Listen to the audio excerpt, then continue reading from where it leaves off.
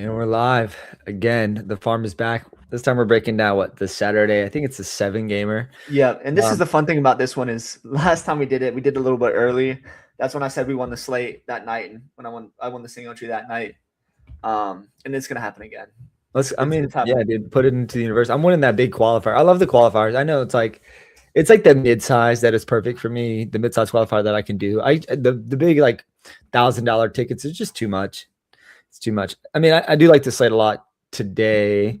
There's a lot of rain. I guess there's really only one rain spot. It's just the Braves game that's concerning.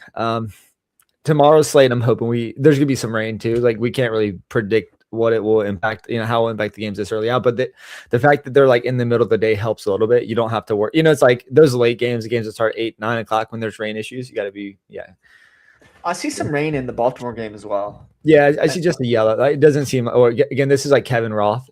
I'm sure like anyone that listens to this probably knows who Kevin Roth is, but he gives an update on the weather. I think it's good free advice.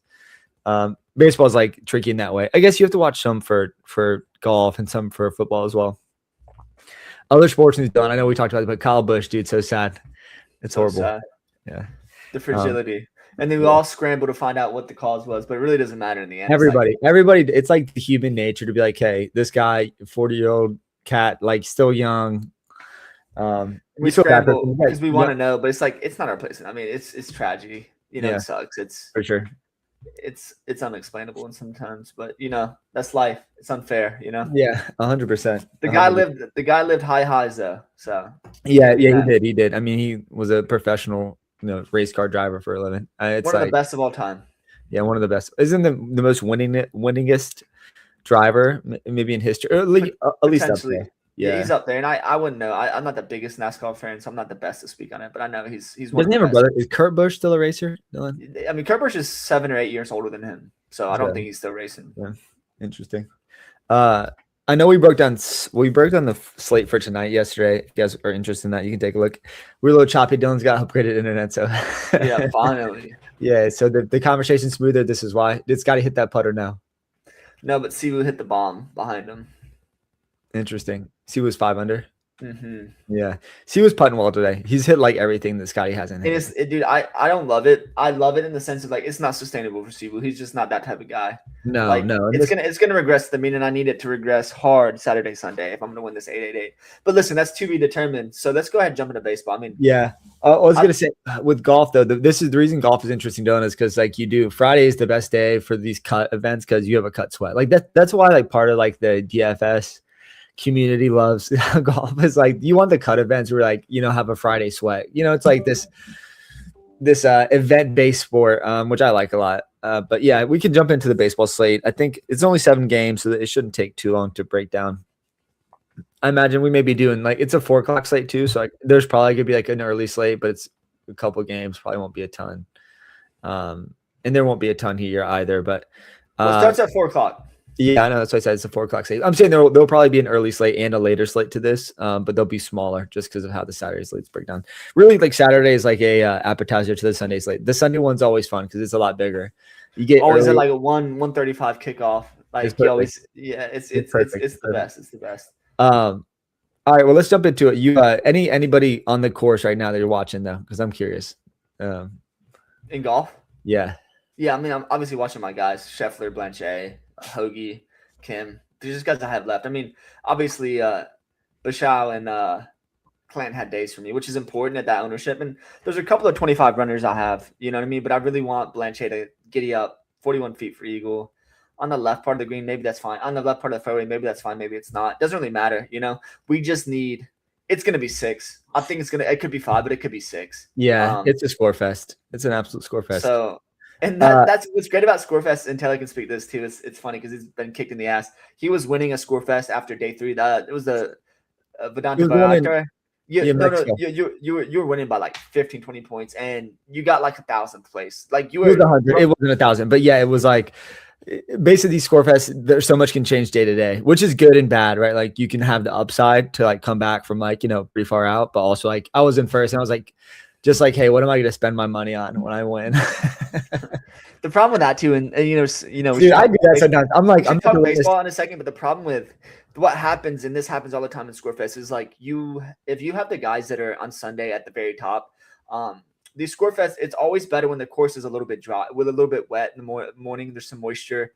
You can kind of go after pins. And you saw that this morning on Friday morning. The guy's just going right after the pins, and that's going to happen. So there's some merit to having a guy in like the 30, 40 range, and then just have him shoot 10 under, get into the top 5, and just it breaks, right? Like when the guy at the top, because it's all, think about the mentality of it, right? The guys in first, he's like, okay, I just need to play good enough to get, hold these guys off. Where the guy in like 20th and 30th is like, I'm chasing. I'm throwing darts at pins. 100%. Right? Like if I go over, like who cares? But I'm throwing darts. And sometimes you want that kind of mentality. And it doesn't mean everything, but like, yeah, if you have first through 5 or first through 6, that's fine. But going into going into Sunday, that doesn't matter. You can have 1 through 6 and get outside the top 50. That's just the fact of the game. So 100%.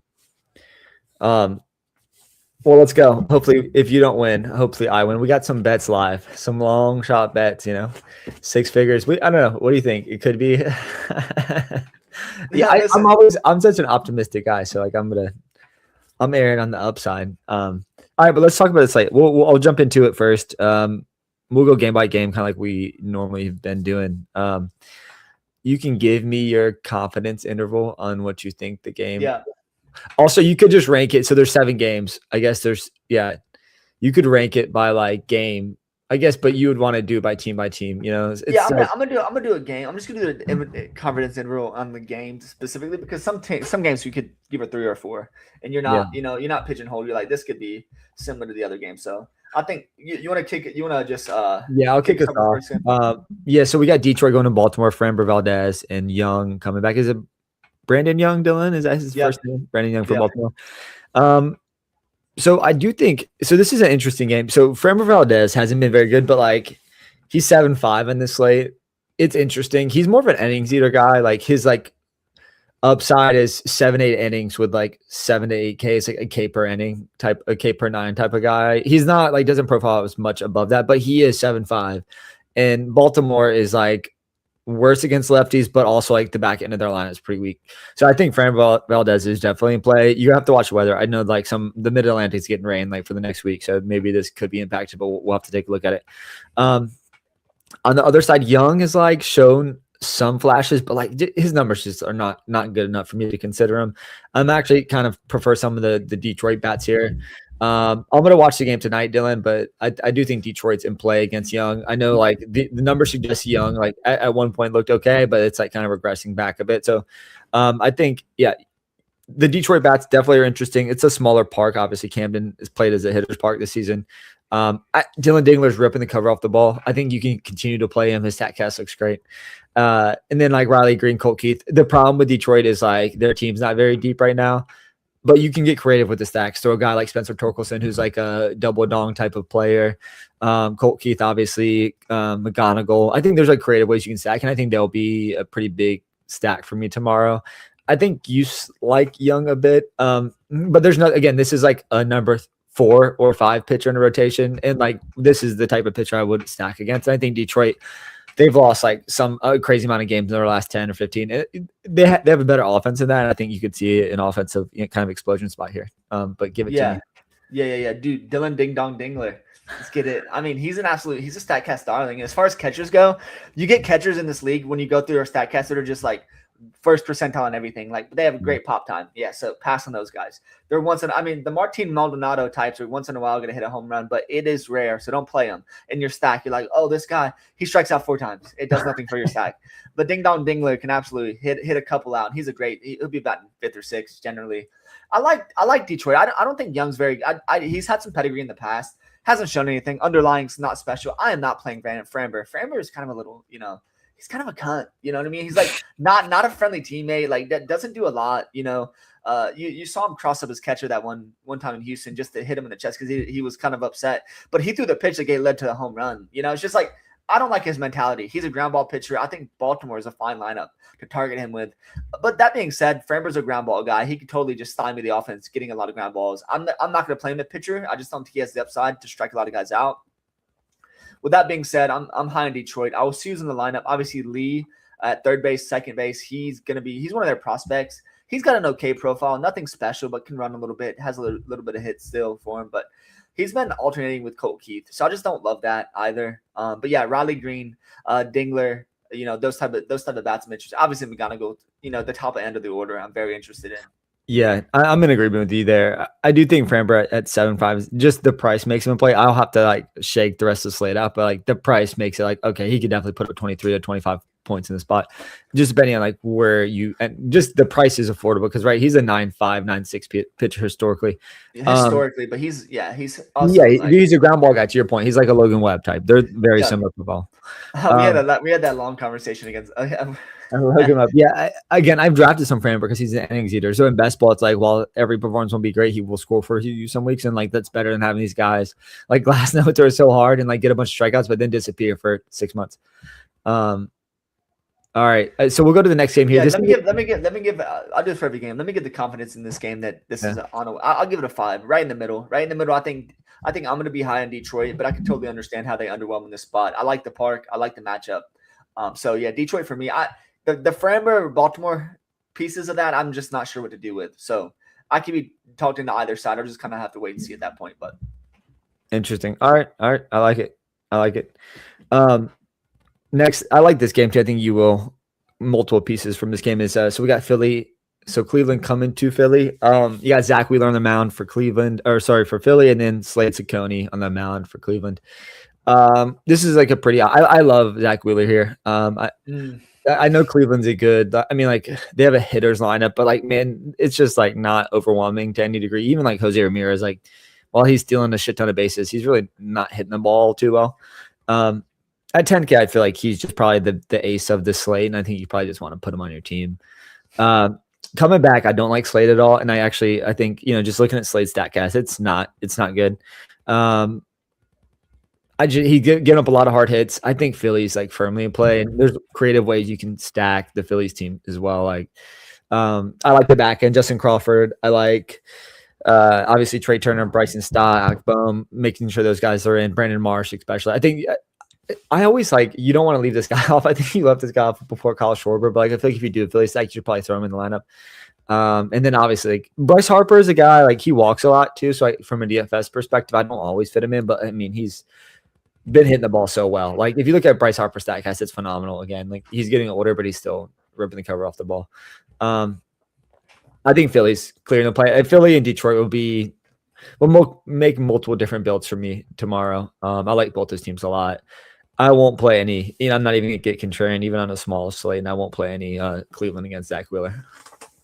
Yeah, Slade Ciccone is not special. Zach Wheeler, obviously, he shoved for me in that last outing. Absolutely amazing. People were off of him at 11%. Let's go.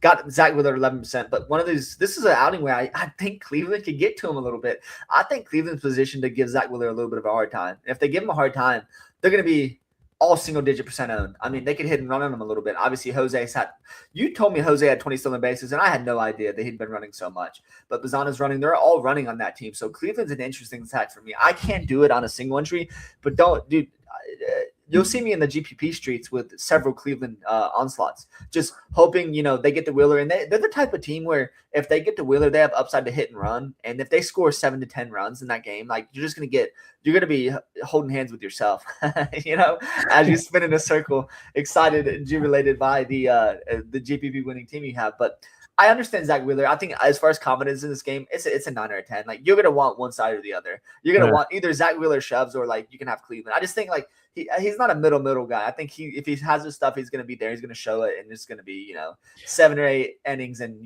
7 to 10 strikeouts. Yeah. But Cleveland is one of those teams I told you. Up and down their lineup, they have professional hitters, and I love guys that hit and run. So guys like Bazana, Jose, DeLauder, these type of guys are going to be valuable for me. So that's my case in that game. 8 or 9, definitely involved. Slade Ciccone sucks, right? Play guys against Slade. He's not very good. But once again, I'm going to pick a side. If I'm going to pick a side in GPPs, it's going to be surprisingly enough Cleveland. Just because I think they're going to be a lower game slate. Yeah, I think the interesting thing, and I think we've discussed this potentially just me and you, is so guys like Zach Wheeler, when they start to get hit, they leave them in there for longer. Like the merit of like stacking against a guy like Zach Wheeler is that he could be left in even if he's getting blown up like 7-8 runs. So like there is like when you're doing contrarian stacks, I don't hate the contrarian stack against it, like a vet pitch like a Ranger Suarez. And we've seen this season, like when it's a young kid getting caught up, they don't let him stay in there and eat 8 runs. But these older vets, like even if they have a shaky start, they'll leave him out there even when they're just getting cooked. And that's kind of like that's a nuance to like stacking against these aces. Again, dude, for me, you don't have to talk me into a stack against the most high. I mean, he'll be the highest on pitcher on the slate because there's not many other options outside of him, Dylan. So like, there's even more merit to his 7-game slate to stacking against him because he's the easiest click on the entire. Like, he's the easiest individual play outs. I mean, including all the bats. Right? Like, he's the guy that everyone will jam, and he'll be 45+% owned. And that means Cleveland's got to come in like marginal. So I think good tournament strategy. Philly bats. I like a lot of the lefties. Give me Marsh. Give me Crawford. You got to throw Schwarber in there, and maybe like Bryson Stott as well.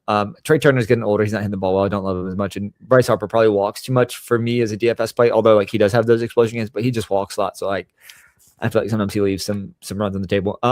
Trey Turner had the slickest slide the other day. Like they beat him, and he just like went over. He does like he's got the best slide game in baseball. Like he practices that at home at this point because I can watch Trey Turner slide compilations all day. It's just such a fun. The best one was that when he was for the Dodgers. He had the mitten on, and he just slides and turns and like walk. It was just it was slick.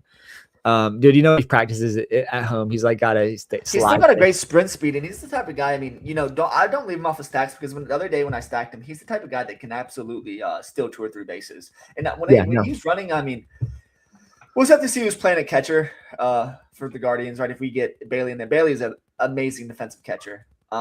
So you don't want to run on that guy. That's a great point. Yeah, that's a really good point. Yeah, I think that's even a downgrade to these bats then, right? It's like you have to consider that the guys that still like even the Justin Crawfords and Brendan Marshes of the, it's like if they're there, you have to I mean if he's starting, you have to consider like maybe downgrading them in the steals department.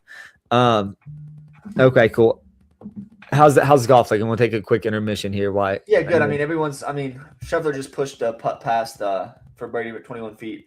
Koepka bogeyed. Koepka's like 1 over today, maybe. He's just not playing well, which is good. Obviously, rude. I mean, Brooks is a guy that's just been ball striking the piss out of the ball. But like his putter is so weird. He missed like a 2-footer. It was the weirdest putt I've ever seen. Yeah, but let's keep on the baseball train. I know I'm watching some golf here, but like I'm watching you watch the golf, so I know that I'm dialed in. I mean, obviously the Cleveland take is pretty I guess less dialed. I like it. I'm a Cleveland fan, so I'm a Cleveland. I mean, I'm not a Cleveland fan. I am a Cleveland fan, but also like I like that. I mean, you don't have to talk me into stacking against an ace. The highest on pitch on the slate. Again, very contrarian. It's just the two things you get in that. You get a huge lever to pull as far as ownership goes, and then the second lever is just a team on the road, right? Like that's the simple lever. That's the low hanging fruit. The mouth breather road team play them, right? But it's just like against Wheeler, single digits, and if they get to him, you're going to be very alone. And this next game is where my priority is going to lay as far as offense. So that's interesting. I don't like this game, but. So we have the White Sox going to San Francisco. We have Adrian Hauser and Eric Fetty coming back for the actually so Hauser for the Giants and then Eric Fetty for the White Sox. But like it's like the old saying, it's like the stoppable object meets the movable force. It's this is how I feel in this game. Adrian Hauser like hasn't been good, but has like he's okay. He's not like he's somewhat of a gas can, but I think there is like some talent in his arm still. Eric Fetty, he's like a KBO guy for a couple of years, came over. You drafted a lot of them in that spot. I think it was last year. He's decent. He's okay. Obviously the San Francisco side is not very, very good. Like a lot of those guys are like having, historically bad offensive seasons. Chapman, Willie Adames, Devers is picking up a bit, but then you got like a lot of platoonsy guys. I think they brought up some of their stars. I mean, they're prospects, and I don't even know if they're going to play in this game. You got Clark Schmidt, who's hitting the ball well, but I just don't like their offense as a whole. Obviously, it's in San Francisco, so downgrade to the bats already. And then the White Sox, I feel like if you look at their numbers, like Murakami has been overachieving, and some of their other batters too, like the numbers suggested. He's good, but like it's also like some of the numbers suggested this is not it's not a sustainable pace. Yeah, so like my take is really, I just to me it's almost a pass. I don't love either offense, and so like maybe I could have a one-off here or there, throw a Devers in the lineup, throw like a Colson Montgomery in a lineup, but they won't be priorities, and I won't be 3-man or 5-man stack in this game. It sounds like you like it more than I do, and I'm imagining the field is gonna also like this game, given that it's two of the worst pitchers on the slate. Don't like the park. I feel like there's just better. I prefer Detroit. I prefer Philly.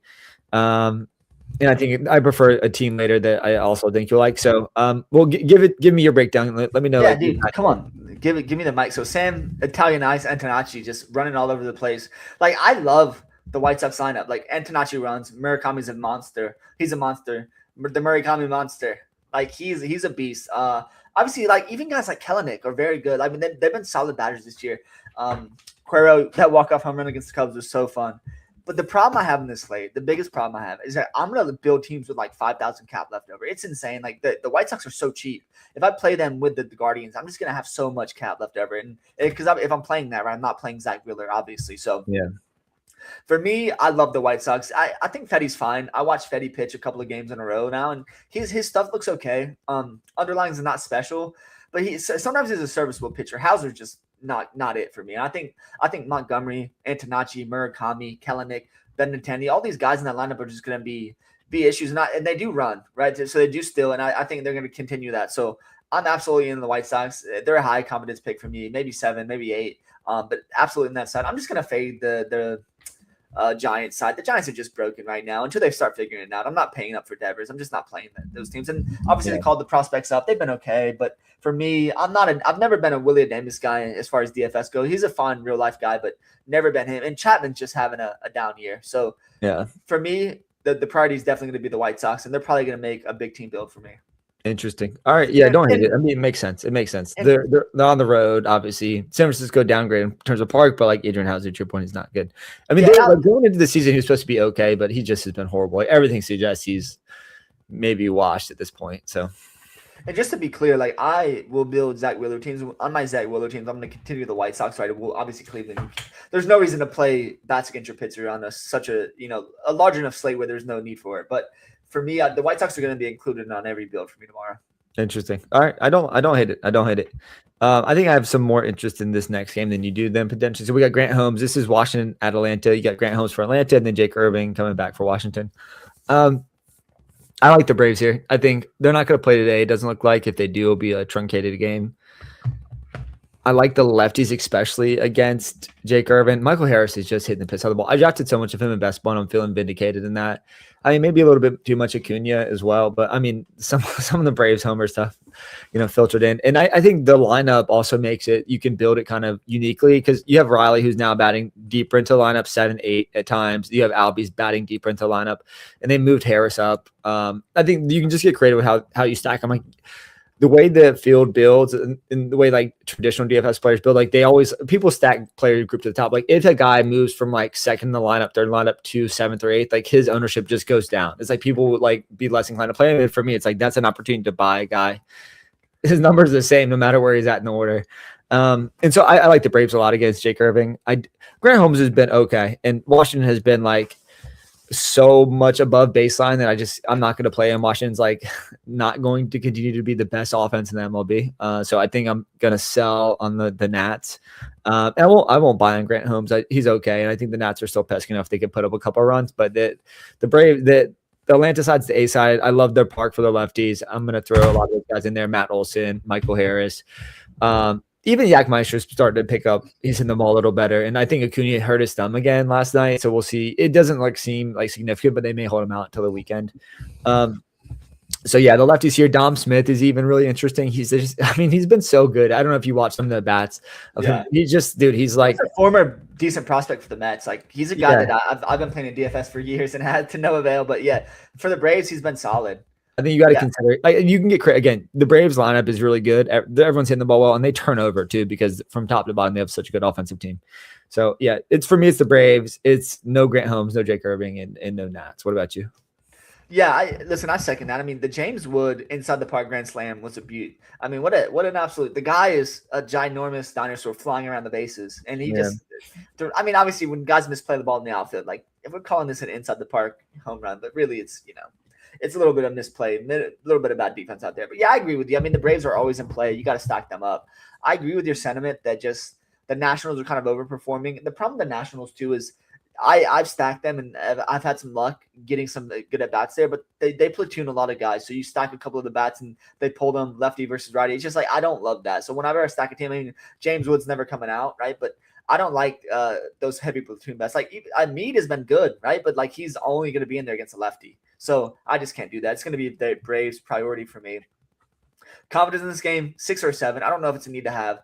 And you know what I'm targeting. So it's fine. It's fine. Braves all day. Nothing else. Interesting. All right. We'll get to this next game here. So we got Minnesota going to Boston. Right now it's Taj Bradley coming back off the IL versus Bryson Bayo. So Taylor is 8-3. Bryson Bayo is 5-5. And like that price is too cheap. Like even his StatCast number suggests he's not going to be as bad as he's been. Dylan, 5-5 is way too cheap. To your point earlier, you don't need the cap. But technically you could leave. You could throw him in over like between him and Framber, like Bryson Bayo versus Minnesota and Framber versus Baltimore, like Framber's 2K more, but Bryson Bayo could easily beat him in this matchup. What do you think? Like, I just feel like the 5-5 is so cheap, Dylan, and I don't think you need it. You're not going to need the salary, especially on this 7-game slate and a lot of offenses being fairly cheap. Even the Braves guys I like are cheap. But I like with that said, I feel like you could build a competent like 5-3 Detroit and still have like, $7,000 left over in salary cap. But Bryson Bayo to me is in play. I think he's interesting against Minnesota. Minnesota to me is like, there maybe 2/3 of their lineup is not very good. And I won't play Taj Bradley coming back off the IL. I think Boston's starting to heat up a little bit. But yeah, it's Bayo for me. I think he's interesting. Like if you have a team built and you have like Framber in there, just like take the $2,000 discount and just go to Bayo for a little differentiation. But that's for me, man. I don't know what you like. The no bats here. I'm not going to play against Taj Bradley coming back. He's somewhat like a hit or miss guy at times. If I like Bayo, I'm not going to be playing Minnesota, but I don't really like Minnesota's offense currently anyways. But what are you thinking?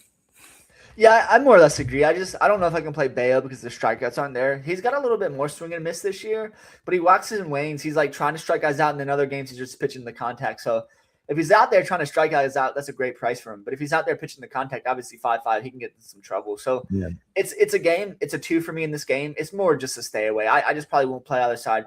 Probably won't play either pitcher. But I understand your thought process as far as trying to get these pitchers in. Both offenses can struggle at times. So I understand it. But, if I was to play a bad side, it would just be Boston. It wouldn't be Minnesota. I just couldn't do it. So yeah, it's more me. Like I just don't like Boston. So I don't like Minnesota's lineup. Like Boston, you have guys that you can play, and like obviously Duran will be in there against a righty. I think they're interesting. Like Duran to me is like a good fantasy player. Like he's not always been there, but when he's in there, I think he won you that tournament too. It's like he can do a lot of things offensively that are valuable in DFS. Yeah, so that's really it for me. Again, I think for the most part, I won't be playing this game. I like stacking against Taj Bradley historically because he does give up a ton of home runs, and maybe this is a spot for that. But yeah, it's mostly gonna be a pass. I'll throw Bayo on some teams as well. All right, let's get to this next one. We got New York Mets going to Miami. So we got Freddie Peralta for the Mets and Is it Michael Meyer? Mason Meyer? No, it's Max Meyer. Max Meyer. Michael Myers is the guy that murders people. Yeah. I'll play that dude. Absolutely. Yeah. So I mean, again, both good pitchers. Freddie Peralta is like underwhelmed compared to his like historical average here, but and then Max Meyer's been pretty good as well. The Mets lineup still isn't strong, although they've been better lately. Bo Bichette's heating up. He's quite a few extra base hits in his last couple games. And then Freddie Peralta is historically just not like a gas. Obviously, he's like closer to an ace than he is a gas can. His numbers suggest that he's like somewhat, everything's kind of a tick down from the previous years. But I do like. I would say like I have some interest in Freddie Peralta 8-7. I don't know if you need on the slate, and he hasn't really shown the strikeout upside, but Miami's lineup can disappear at times.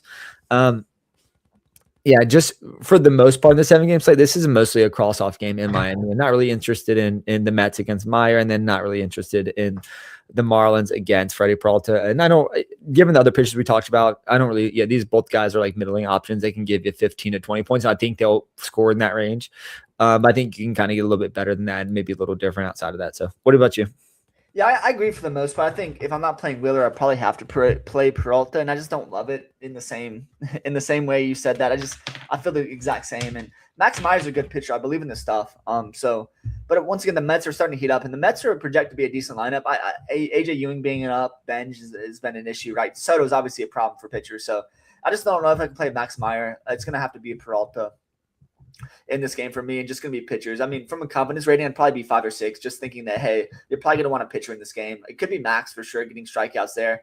But I'm probably just going to lean Peralta for safety, especially if I'm building Contrarian, which I might do. So, yeah, that's what happened in this game. No bats. I know the Mets are heating up, but just still, you got to pick your spots, and it's going to be an X out for bats for me. Nice, yeah. With a nice 14-foot miss. So, ooh. And sorry, giddy up. I mean, giddy up. They're gonna hit their putts, you know. He's gonna come down. He's gonna be like 7 or 8 feet in the last hole. And you're gonna need it. Yeah, you're gonna need it. Cool. We'll get to the last game here. We got Seattle going to Kansas City. You got George Kirby for Seattle, and then you got is it Kolek? Is it Sam Kolek? Let's go. No, Stephen Kolek. See, you just corrected my names. So we got Stephen Kolek for Kansas City, and then Kirby for Seattle. Kirby's expensive at $9K. Kansas City's been striking out. I mean, I'll continue to say it. I keep playing Kansas City. George Kirby hasn't looked like he's historically looked, and also like it feels like every start he's throwing a new pitch, and he seems like he's very much trying to work things out on the mound. And I think at $9K you just can't play that. And I do believe in Kansas City bats. You mentioned earlier Cleveland. To me here, Kansas City is the same side of that coin. It's like, okay, at $9K George Kirby, team that's been striking out, but I like the lefties here again, like Carter Jensen, like Jack Cag. Even give me Bobby Witt and Miguel Garcia, and even throw like a Collins in there. I think there's a way to get a creative 5-man stack out of Kansas City. It's not a high confidence play, Dylan, but I do like their lineup from an offensive DFS perspective, and so like I'll be playing them. I like Jack Cag to go yard here. I feel like if Kirby continues to work on stuff and tinker, like this is an opportunity to kind of like target some bats against him. And Kolek's been decent in his own right against. He's been decent. Like again, Seattle to me is a little bit banged up. I think there's like creative bats for like value bats you can add, but like if you like the White Sox, there's probably no reason for you to go to Seattle here. So Kansas City as a contrarian build is like in play, and then outside that, no pitchers. Yeah, I just hope Seattle like pulls their pants down, takes a dump tonight, and just like gives a victory lap tomorrow and just takes it off, because I don't think I'm gonna play them in this spot against Kolek. I kind of disagree as far as Kirby. I kind of like him. Kansas City is good, and obviously me and you are buyers on them, but overall they still strike out. So yeah, Kirby can absolutely strike out 8 to 10 in this, and then you'd be like, you wouldn't be shocked. And if I'm fading Wheeler, it might just be how I play Kirby and Peralta by just having them left, right? Just making sure I get as much safety and pitchers as I can. So I understand that Kansas City can be a dangerous lineup at times, but I still believe in Kirby's stuff. It does look slightly concerning, the underlyings, but I'm still overall a believer, and I think it's going to be just fine. Yeah, for me, more Dylan, it's just like he's tinkering. So it's like if it is a slate where like a game where he's just tinkering too much, he can't get the pitches he wants, it's like, okay. And I only do it like if he was going against Minnesota, I wouldn't do it because I just don't believe Minnesota has an offense that can like win a DFS slate. And they probably have this season, but like I will just avoid those types of offenses. But Kansas City has a sock and a shoe type offense, and I'll play those guys. So, yeah, I don't disagree whatsoever. Yeah. This is a great slate. It's a fantastic slate, to be honest, to get contrarian. There's no surefire thing at pitching. We have a lot of options at bats, but there's a great way to get contrarian at bats. And in this 6-7 game slate range is a great way to kind of differentiate yourself. And I don't know if I'll play the single entry just because it might not fit my build, what I'm looking to do. I don't have confidence in playing like a 5-5-5 with the Cleveland stack against Wheeler. Like it's not the right play for me. I don't have the stomach for it. But so I understand, where you want to go, but you have to get safety at pitching. That's the problem with Bayo. Yeah. Like I understand the Bayo play, but with Bayo, like there's just so much uncertainty there. Like he could absolutely have a good start, but he could absolutely just get the -7 and just sink your ship right away. There is a scenario, and there's not many scenarios. There's a scenario in which the 5-5 pitcher is the highest scoring pitcher on the slate, though, because technically speaking, he could beat those. Like he does have the talent. Like to your point, if he's like doesn't pitch to contact, where he could strike out 9 to 10. Minnesota Twins, and then it's like, oh shit, like no one played the 5-5 guy because he's 5-5 when his really should not be. I think Hauser should not be more expensive than Bryson Bayo. Like, you see what I'm saying, Dylan? That's the thing. It's like, anything else you want to add? I know that's it from baseball. We'll probably do do best ball tomorrow. Yeah, I mean, I listen. I am drafting way too many teams. Like I'm almost at 50 best ball underdog. I mean the flagship best ball mania. I need to cool it because I'm gonna get some news and it's just gonna break my heart. Like we'll talk about this, but it's just a fun thing to do. And listen, enjoy every slate you get because it's Yeah. We have all these hope tickets. We have all these hope tickets, and eventually you'll cash. Like I cashed earlier this weekend for 16, but you're gonna keep cash. You just got to keep hammering away, and that's kind of my theory for playing the single entry. If you believe in your process and just kind of go through, and just keep doing the single entry. I mean, everyone tries to turn to these maxed out players where they're doing the 150 max. It's a different style, right? I love the style of like Canada. You have to 100%. It's like golf. You have to step up and hit the shot. You don't get redo, right? You're like, oh, I don't have 150 chances. I have to step up and hit the shot. And it's like, hey, did I execute this week? I executed this week, right? I want to do that, and that's kind of what I'm looking at, right? And sometimes we do multiple 888s, and sometimes you or I will jump in the 1500s, but it's just like it's rare. But we give ourselves one or two of those shots, and we have to jump up and execute. So 100%. I think part of it's like to me that process is that as enjoyable when you're just using optimizers to spit out every single one of your teams. Like, well, it's not just that. The optimizers are great. The tools are great for that. Like, hey, because you are putting your thumbprint on that, right? You are pushing the dials. You are putting the factors in that spit out those numbers. But the problem with that is like, yes, it is a fun way to do it. But for me, I like the angle of just the singular build. You have to build one, and you have one shot. You have one ticket. Win or go home. I do too. Yeah, I do too. It's like, my best team versus your best team. It's like who brought this? Like, it's like it is a strategy. It's like, hey, this is our silver bullet. I like that. To me, it's more fun because it's like, okay, this is the team I picked. It's stressful as fucking NFL though. You have a single entry, then you have 3 150s. You're like, okay, who should I put on these? And then you're inevitably kicking yourself. Yeah, no, that's a great point. A great point Taylor just made is like the 3 entry maxers, another terms we do, because then you can build slight variations of what you've already built, right? So it's like, okay, you have a 1-for-1 here, 1-for-1 there. Maybe this team's a little bit more contrarian. Generally, some people will build the 3 entry max where they have one build completely different than another build, completely different than that build, right? Where I'm more of I'm like, I pick my spots. We'll see how it ends up, but I'm always gonna like isolate. It's like three isolated spots, just kind of up and down. Make sure these games are played proper, and then just hopefully though you pick the right games. So yeah. Well, I'm excited for football. We'll get into like more best ball stuff. There's a lot of like news that's going to break, and like I think it is good to transition your build throughout the process. Though you don't want 150 teams with the exact same build. Like as you get more news, as you kind of develop new theories about how NFL will shake down, I think you want to get a little different. Like, I mean, I have 60% Ashton Genty, and that's too much probably, because if he goes down, it's like he's my first round pick on 60% of my draft teams, right? Like that's so much. The problem, and I love it, Genty's gonna hit if he's healthy. He's gonna hit, like without a doubt. But like you're one rolled ankle away from like being down big, and bad, and upset. That's I have to tell myself that continuously. It's like I love these guys, but you're one rolled ankle away, and I'm gonna be ambitious as I can be. But I got to make sure I'm also tempered in building a little bit differently, right? So like getting the guys I want. Like I'm so high on Justin Herbert this year. I just think the Chargers offense, Joe Alt, Stanley Dak, I just think they can absolutely cook teams this year. Yeah, 100%.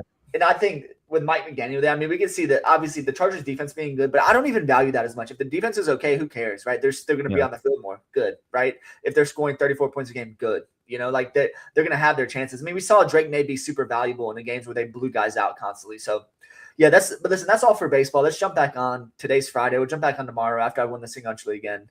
Twice in a week, 22. It's just going to be, it's happening. It's happening. No, I hopefully I win it. I don't want to hear shit from you. So all right, man. All right, guys. We'll see you guys later. Later.